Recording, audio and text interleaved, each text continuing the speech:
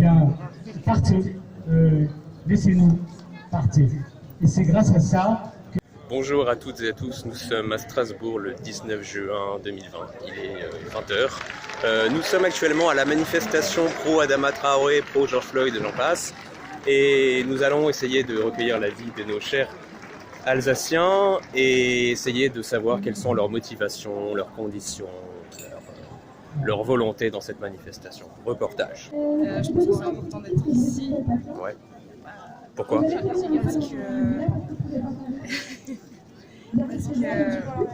en fait, il faut voilà, vraiment protester contre ce qui se passe en ce moment parce que c'est pas normal. Ouais. Et tout ce qui s'est passé ces derniers temps, c'est complètement injuste. Et le fait de profiter de ça pour prendre une plateforme pour pouvoir s'exprimer et finalement combattre tout ça, bah, c'est le moment de le faire et c'est pour ça qu'on est ici maintenant et il faut continuer le mouvement et pas s'arrêter là. D'accord. Tu penses que c'est une cause qui concerne tout le monde aujourd'hui ? Oui, complètement. Les violences policières, t'en penses quoi ? Tu penses que c'est vraiment systémiste ? Ouais, bah... Est-ce que tu fais partie des gens qui disent que toute la police est raciste ? Ou est-ce que tu fais partie des gens qui disent qu'il y a quelques bavures, qu'il y a quelques exceptions dans la police ? Le truc, c'est que c'est l'institution qui est mal formée à la base. C'est-à-dire que la police, en soi, individuellement, c'est pas des mauvaises personnes forcément, mais c'est juste l'institution qui est mal construite et qui a tendance à plus s'acharner sur les minorités. Bonjour monsieur. Bonjour. Alors présentez-vous. Moi je m'appelle Tonio et je suis un militant, d'ailleurs nous sommes d'ici, et un collectif antiraciste sur la ville de Strasbourg. D'accord, très bien. Et qu'est-ce que vous faites ici aujourd'hui ? Aujourd'hui, vous voyez, bon, il y a un rassemblement contre les violences policières et contre le racisme, et on est présent depuis un certain nombre de semaines, de jours, et ça fait même des années. Vous pensez quoi du cas George Floyd aux États-Unis et du cas Adama Traoré ? Est-ce que c'est la même chose pour vous ? D'une certaine façon, c'est la même chose. C'est le racisme d'État, c'est le racisme en puissance, et on a vu qu'en France ou aux États-Unis, c'est pareil. Vous pensez que c'est vraiment du racisme ? Oui, c'est du racisme. Vous pensez qu'ils ont été abattus parce qu'ils étaient noirs ? Sûrement, vu que le nombre de morts qu'il y a eu. Ouais. Vu le nombre de noirs qui meurent, quoi. Vous pensez que même si c'est condamnable, les policiers ont abattu Adama Traoré, George Floyd, pour des raisons qui n'étaient peut-être pas des raisons ethniques, mais le simple fait qu'ils étaient récidivistes, qu'ils étaient... Est-ce qu'on a le droit de tuer et d'assassiner ? Non, bien sûr, bien sûr. C'est ça la question. Parce qu'on les blagues des récidivistes, je ne sais rien. Ça, c'est la justice. Hein. Ça, c'est pas ça le vrai problème. Le vrai problème, il y a un tas de jeunes en France, de personnes âgées, qui ont été déjà tuées par la police. Hein. D'accord. Vous pensez qu'il y a vraiment un racisme d'État ? Que ce soit en France ou aux États-Unis ? C'est ça la différence. Depuis la guerre d'Algérie jusqu'à nos jours. Hein. Vous pensez que ces minorités-là n'ont rien à se reprocher ? Mais c'est pas une question de minorité. Ça n'a rien à voir. Ça n'a rien à voir. Qui, là ? Le carnet polémique. Ouais, mais c'est quoi ces genres de questions ? Ah, mais c'est des questions. Non, ça c'est pas des questions. Vous me posez la question s'ils n'ont rien à se reprocher. C'est pas ça. Si je suis blanc et je suis. Bon, c'est différent. Hein, je ne ferai pas la même chose. D'accord. Hein, et c'est pas une histoire de ethnie ou de race, hein, ça n'existe pas les races. D'accord. Ça n'existe pas. Okay. Et généralement, ils sont français ici, autant que les autres. Ils sont nés ici, ils ont vécu ici, et que leurs parents, leurs arrière-grands-parents ont servi de chair à canon pour l'armée française sous l'État. Et ils ont servi de quoi ? De tout, quoi, hein, d'une certaine façon. Et ces enfants, ils sont aujourd'hui dans les cités, c'est les ghettos. Vous pensez qu'on a une dette envers eux aujourd'hui ? Nous, non. L'État bourgeois, l'État capitaliste, une dette. Moi, j'ai aucune dette, je suis solidaire. D'accord. C'est ça la différence. Il n'y a pas... Non, mais ça me pose problème quand vous me posez des questions. Parce que là, vous me posez des questions, j'ai l'impression que c'est l'extrême droite qui me parle. Ah non, pas du tout. Non, mais j'espère. Mais c'est pas une histoire de dette, c'est une histoire que, simplement, c'est l'État, oui. L'État a une dette. D'accord. C'est ceux qui sont enrichis au niveau de ces pays-là. C'est pas moi ni vous, je pense. Hein. Nous, on a pas de... Je sais pas. Présente-toi. Moi, je m'appelle Olé Abdoulaziz et je viens de la Côte d'Ivoire, je suis un jeune étudiant. D'accord. Tu étudies en quoi ? J'étudie dans le bâtiment en premier chauffagiste. Ok, d'accord. Ok. Et pourquoi tu es là aujourd'hui ? Je suis là parce que en fait, on se promenait, on a vu la manif et contre les violences policières. Ouais. Et voilà, donc on a touché pour donner du soutien aussi. Tu trouves pas ça bizarre qu'il y ait plus de blancs dans cette manif que de noirs? Non, je trouve pas ça bizarre parce que la violence policière n'est pas seulement pour les Noirs ou pour les Arabes, pour les étrangers. Il y a tout le monde qui manifeste, donc la violence policière, il y a tout le monde aussi qui est violenté par la police, hein. C'est pas que les Noirs ou que les Arabes. Je pense que la police est vraiment systémiquement violente.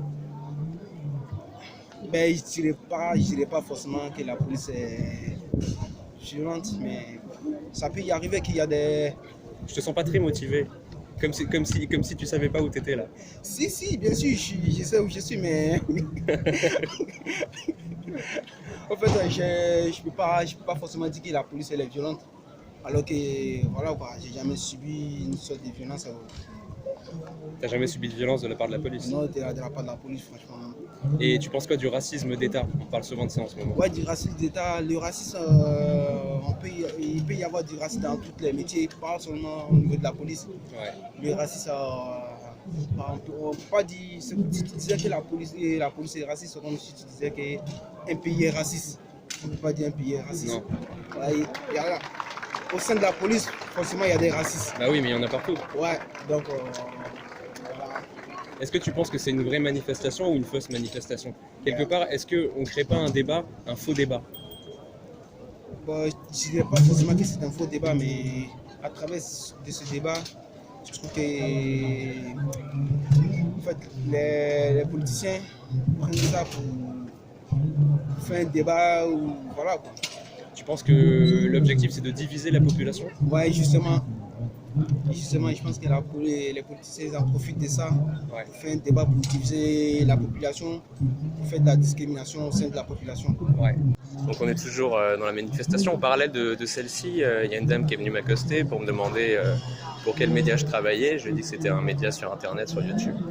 Elle m'a dit que mes questions étaient orientées.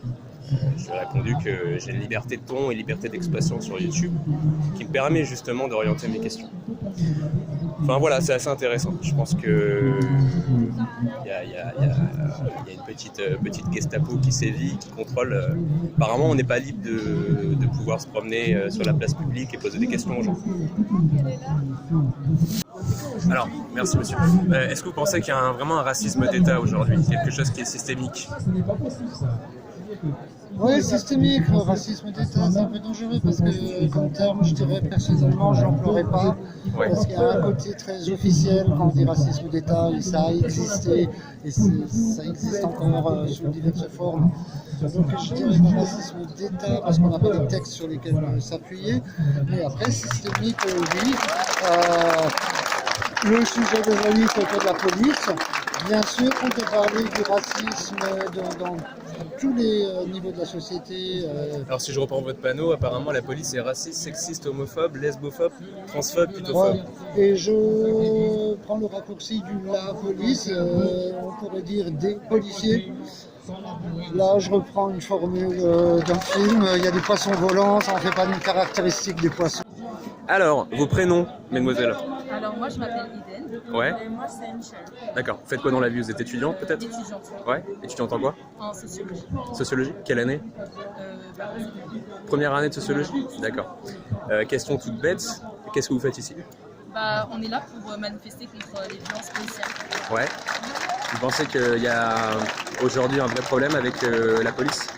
Pas forcément, ça date pas d'aujourd'hui en fait. Ça date pas d'aujourd'hui. C'est une problématique qui a toujours existé mais qui a vachement été mise en avant malheureusement par le décès de George Floyd. Et d'Adama Traoré. Adama Traoré et d'autres. Et je pense qu'on a quand même profité de ça pour élever nos voix et dénoncer en fait les violences policières, le racisme dans le monde en fait et les injustices tout ça. D'accord. Et sans parler de leur casier judiciaire qui était assez lourd, vous le savez, est-ce que vous pensez que la police a fait son devoir au moment de les interpeller, ou est-ce que là déjà c'était déjà un vrai problème pour vous? La police n'a pas fait son devoir correctement parce que le casier policier de ces gens ne justifiait pas en fait la manière dont ils ont été interpellés et les violences qui ont été subies, parce qu'on parle quand même de meurtre pour le coup. Donc ces gens ils avaient une famille, ils avaient peut-être certains des enfants, un travail, ils avaient une vie et on leur a ôté la vie par rapport à leur faciès. D'accord. Et vous pensez pas que le fait de faire des manifestations aujourd'hui contre les violences policières, justement, ça permet de faciliter les rouages du capitalisme, d'abattre les nations, d'abattre la souveraineté, d'abattre les territoires. Est-ce que vous ne pensez pas qu'il y a un intérêt de chaos aujourd'hui avec ces manifestations? C'est-à-dire d'essayer de faire en sorte que les gens se montent les uns contre les autres de manière à créer des divisions. Alors, nous, on ne manifeste pas dans le but d'entrer en guerre avec des communautés ou contre des gens directement. Nous, on parle vraiment d'action. Et contre la police, alors? Contre la police, c'est vrai. Mais le but est qu'il y ait du changement, de se faire entendre. Et notre seule manière en fait, de se battre, entre guillemets, sans utiliser la violence, justement, c'est de par une pancarte, notre voix, tout simplement. Et l'effet de groupe aussi, qui est très important, pour montrer qu'on est tous soudés et qu'on peut être noir, blanc ou d'une quelconque couleur. On est tous face à des injustices au quotidien, dues au faciès.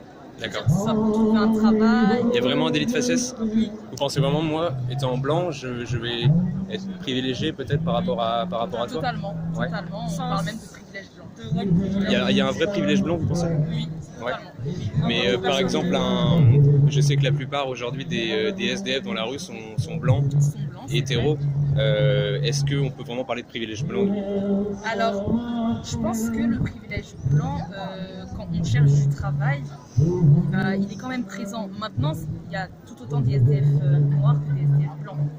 En France, il y a beaucoup plus de blancs que de vrai, noirs. c'est vrai. Donc, Mais par exemple, demain, la police vient pour contrôler et peut se diriger vers noirs, Ouais, arabes. ouais. Ah oui, vous pensez que c'est... Ça, franchement, c'est du vu, c'est du revu. Ouais. J'ai moi-même été témoin de ça. Et vous pensez que les violences qu'on voit dans les quartiers aujourd'hui, elles sont systémiques, elles sont le fruit des pouvoirs publics? Vous pensez qu'il y a vraiment une violence qui est inhérente à ces populations dans ces quartiers? Policiers vis-à-vis des Non, je parle des minorités qui habitent dans ces quartiers. Vous pensez qu'elles sont... Ouais. Il y a déjà une forme de violence parce que je pense qu'il y a aussi une forme de peur. Ouais. Donc je pense que ces jeunes en général ils se sentent déjà en danger parce que des petits ils voient tout ça en fait, Ouais. les violences policières, etc. Mais pourtant, on voit aussi que je suis désolé, je suis contradictoire, mais c'est fait exprès. On voit aussi qu'il y a des quartiers dans lesquels la police ne va plus, par peur d'être caillassée justement, et on a l'impression qu'il y a des territoires qui sont un peu pris aux mains de ces minorités. Est-ce que vous pensez que c'est le cas? Personnellement, Non. Pas du tout. jamais vu ça. Il n'y a pas du tout de quartier en France où... Si, mais